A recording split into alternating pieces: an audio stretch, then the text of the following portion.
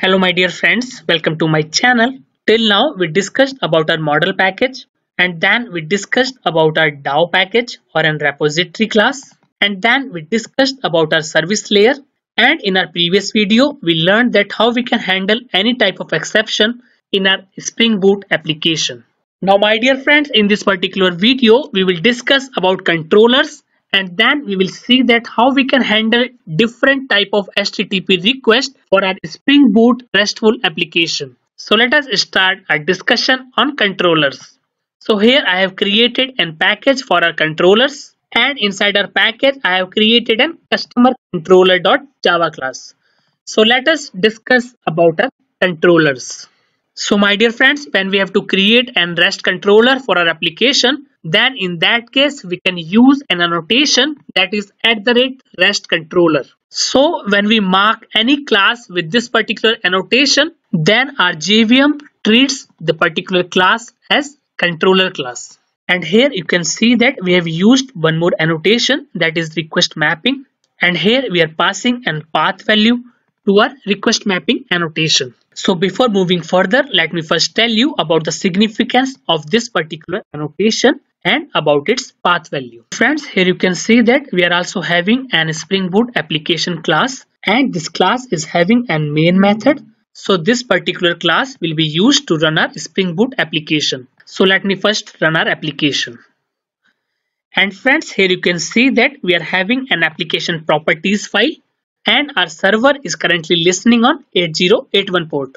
And in our console you can see that our server is already started and it is currently listening on 8081 port. Okay, let us move on to our customer controller. Now let us try to understand the significance of our request mapping. Now let us try to hit our application from browser. So friends, here you can see the URL. So this is the profile name, that is localhost. And in our application properties, we have defined our port number as 8081. So our server is currently listening on 8081 port. Now let us try to hit this URL.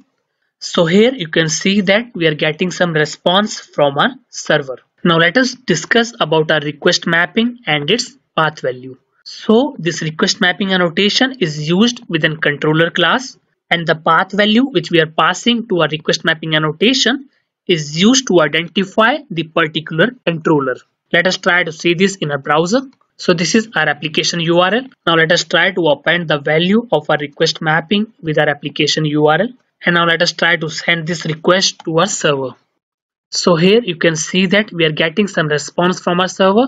And here you can see that we are receiving an status code as 404 from server, which means that there is no resource mapped with this particular URL.